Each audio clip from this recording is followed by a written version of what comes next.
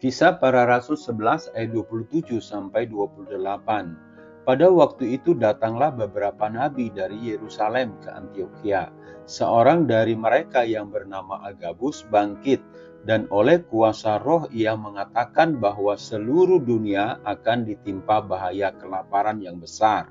Hal itu terjadi juga pada zaman Claudius, nabi dalam Perjanjian Baru.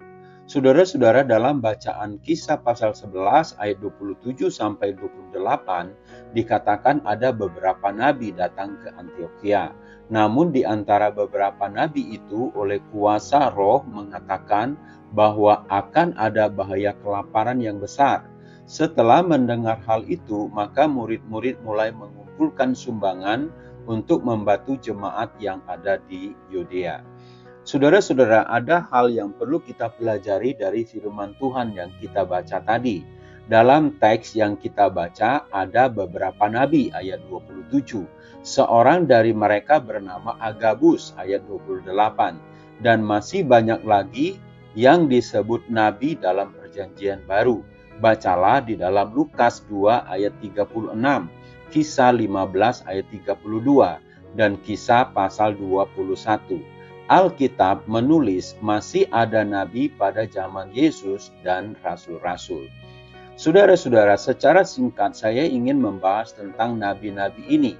Kita memahami nabi dalam Perjanjian Lama menerima dan menyampaikan perintah Allah yang diterimanya dari Allah, mengingatkan bangsa Israel tentang kesetiaan kepada Allah dan menegur dosa umatnya, dan juga menubuatkan kedatangan Mesias, dan itu sudah digenapi.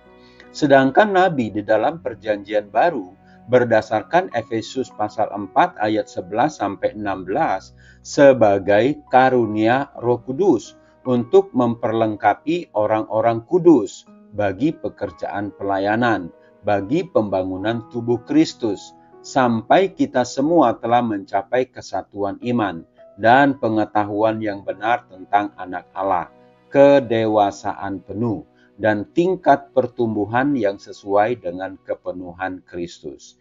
Nabi dalam Perjanjian Baru adalah ditetapkan oleh Allah juga, menerima karunia Roh Kudus untuk menuntun gerejanya.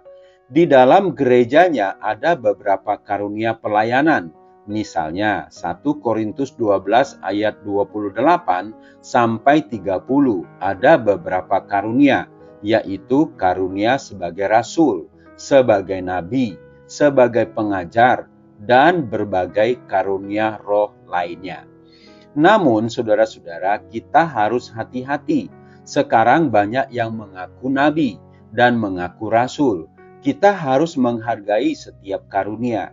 Tetapi setiap nubuatan atau pengajaran haruslah sesuai dengan firman Tuhan yang telah diwahyukan dan ditulis secara lengkap.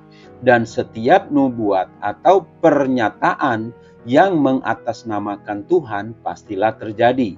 Seperti apa yang dikatakan Nabi Agabus itu terjadi. Kisah pasal 11 ayat 28. Haor Ministry.